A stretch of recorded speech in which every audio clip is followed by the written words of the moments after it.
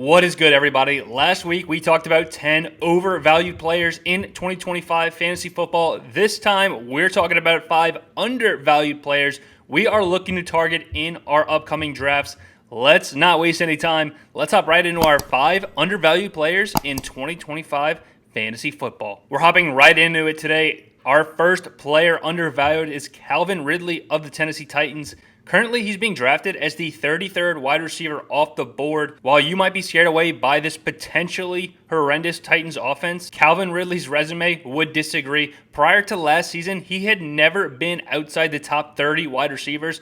Now, like I said, he's going as the 33rd wide receiver off the board. But this is a guy in his last 3 full seasons has been over 1,000 receiving yards each and every year. While the quarterback play was abysmal in 2024, the Titans do draft Cam Ward with the number 1 pick in the draft. Now, we don't need Cam Ward to be Jaden Daniels from last year. We simply just need him to be better than what Will Levis was last year, which should not be hard to do. Even in a Titans offense that struggled for a majority of the season, Calvin Ridley's volume was still very impressive. Ridley was top 20 in targets and routes run, so the dude's always on the field. But not only that, when he's on the field, he's getting targeted down the field. He was actually number 1 in air yards. Yeah, that's right. Ridley led the National Football League in air yards at the wide receiver position. And with that in mind, he was no surprisingly 5th in average depth of target. So this guy is not only getting targeted, but he's getting targeted down the field. Will Levis could not get him the football last year, but Cam Ward's strength is the deep ball. He was actually number 1 in college football in deep passing. So if we line Cam Ward's strengths with Calvin Ridley's volume from last season, we could have a match made in heaven here. Another reason I'm very high on Calvin Ridley. The price tag's so low, but the schedule is so friendly for Calvin Ridley. He has the easiest strength of schedule at the wide receiver position.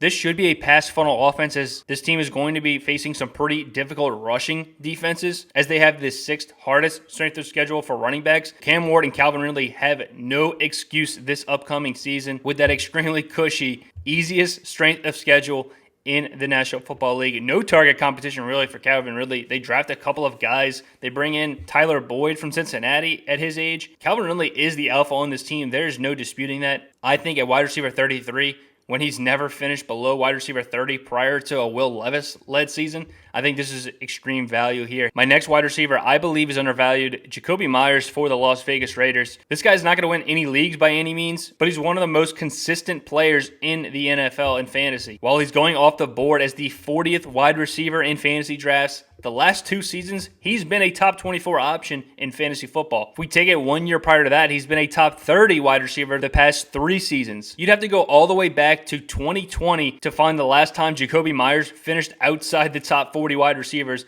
which is where you're drafting him this year. In an offense that upgrades at quarterback in Geno Smith, now I don't expect this Raiders team to be one of the top units in the National Football League, but Jacobi Meyers was a top 24 option last year when they were one of the bottom teams in the NFL. So I think the upgrades they've made on the offense, Jacobi Meyers will provide value in fantasy because he's not going to finish below wide receiver 40 given his recent track record the past couple of seasons.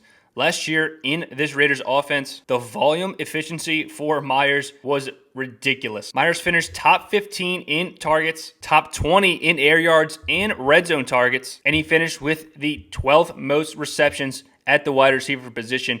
To get this guy at wide receiver 40 is pretty criminal in my opinion. He's not going to be a top 12 wide receiver, but he's going to finish inside the top 30. I'm very confident about that, and you're getting him at wide receiver 40. If you draft some high upside wide receivers in the middle rounds like Teteroa McMillan and Travis Hunter that have huge ceilings and maybe lower floors, Jacobi Meyers is a great guy to add later in drafts when you know you can pencil him in for a top 30 wide receiver this year in this upgraded Raiders offense. Next player I believe is undervalued this season is George Kittle for the San Francisco 49ers. There's not much to this argument. George Kittle has been a top 5 tight end 7 straight seasons. That is Mr. Consistency right there. 7 straight seasons, you can rely on George Kittle in fantasy. While you have to pay a middle round pick for George Kittle, he's going off the board as tight end 3, around pick 42 in drafts. Last season, he was the tight end 1 on a points per game basis. He finished above Brock Bowers, above Trey McBride on a points per game basis. He actually finished a whole point above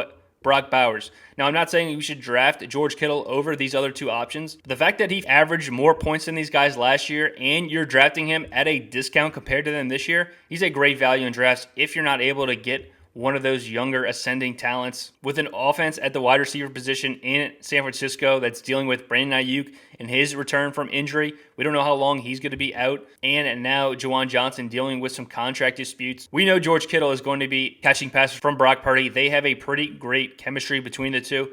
I feel very good about George Kittle being a top 3 tight end, a very safe pick in your 2025 drafts. My next undervalued player is Kyler Murray, quarterback for the Arizona Cardinals. Now, there were many people drafting Kyler Murray last season, banking on a top 5 finish. It doesn't quite happen. He finished as the 12th quarterback on a points per game basis, which some might be disappointed in, which makes a lot of sense. This was his lowest points per game finish in his entire career. Before this, he had multiple stints inside the top 5, but now you're getting him as QB9 off the board, and I think this is too low given the fact that I would rather draft Kyler Murray over guys going ahead of him in drafts, the likes of Bo Nix and Baker Mayfield. I think you can wait and draft Kyler Murray, a guy who provides elite rushing upside. Not to mention, Kyler Murray and Marvin Harrison just did not gel in his rookie season. I believe a second year to build chemistry between MHJ and Kyler, I think that's going to pay dividends. Not only that, Trey McBride just could not find the end zone last season. I think this Arizona offense is due for some positive regression. Vegas sportsbooks are projecting the Arizona Cardinals to be a top 10 offense in the National Football League. If that comes true, Kyler Murray's going to pay off in fantasy. If you wait on quarterback, I think Kyler is definitely a guy to target late. Add him with some of the cheaper quarterbacks that provide rushing upside in the late end of your draft. I think that's a great strategy this season in particular, when so many of these rushing options are available later in drafts. Kyler Murray is one of my favorite ones, given the fact that he's never finished outside the top 12. Now he's basically being drafted at his floor. Kyler Murray, I believe, undervalued this season. And it's not all that surprising that Vegas is projecting this Cardinals team to be a top unit in the league. Kyler faces the 6th easiest strength of schedule, so I expect the points to be flying in Arizona and Kyler Murray to be leading that charge with his weapons of Marvin Harrison Jr. and Trey McBride to go with it. My last player I believe is undervalued is Josh Downs for the Indianapolis Colts. Josh Downs is going as the 47th wide receiver off the board. This is criminal for the talent that Josh Downs is. Last year, he finished as the wide receiver 28. Now he's going much later in that, and the quarterback situation's not going to get any worse. It's either Anthony Richardson or Daniel Jones. The numbers with Anthony Richardson are pretty surprising. Downs is averaging the exact same amount of receiving yards with Richardson as opposed to without him. So while AR hasn't been the best from the pocket, it has not affected his connection with Josh Downs. And if Daniel Jones wins the starting job, I don't think we need to be worried about that as well. Malik Neighbors just finished as a top 10 wide receiver in New York with Daniel Jones as his quarterback. So he obviously has the ability to get playmakers the ball. Malik Neighbors was targeted over 170 times last year in only like 15 games. Now, I'm not expecting that production from Josh Downs. He's nowhere near the talent of Malik Neighbors. But I don't think we need to be completely taking these guys off our draft boards because of the potential horrible quarterback play. Josh Downs at wide receiver 47 when he finished at wide receiver 28 last year. The quarterback play wasn't any better. Makes me believe he's going a little bit too late in drafts. The numbers last year from Downs, I believe, backed that up. He had a top 20 target share in the NFL. He was top 25 in red zone targets, which is surprising given Josh Downs, primarily a slot receiver. You don't really see those guys getting targeted in the red zone. But Downs, like I said, a top 25 guy in red zone targets. He was 17th in yards after the catch and number 22 yards per route run. So this guy was extremely efficient with the opportunities given to him, which is no surprise. He was top 24 in the NFL as well in route separation. So guy is getting open. He makes people miss. While the ceiling might be capped for Downs, he's not finishing below where he's being drafted at wide receiver 47. The guy is too talented. The numbers show that from last year. In a year where the quarterback play wasn't the best, I don't think we need to be totally avoiding this guy with the concern at quarterback when the numbers back it up that Josh Downs will not disappoint you for where he's going in drafts. But those are 5 guys I believe are undervalued in fantasy football drafts. Not exactly league winners, but guys that are very safe for where you're picking them. They're going to provide value. I started with Calvin Ridley. We've seen it for so many years now. The guy is a producer. He will mesh well with Cam Ward. Jacobi Meyers, another top 24 guy we believe this year. George Kittle, top 5 tight end every year of his career, basically. Kyler Murray, I believe this Arizona offense is about to explode in year 2 with Murray Marvin Harrison, and Trey McBride. We finished it with Josh Downs of the Indianapolis Colts. Let me know if you think these guys are undervalued or you're taking them off your board. You don't like what you see from these players. Let us know in the comment section. Hit that like button and subscribe if you want to see more fantasy football content. We will be here next week with another episode. That'll do it here for the Fantasy Birds.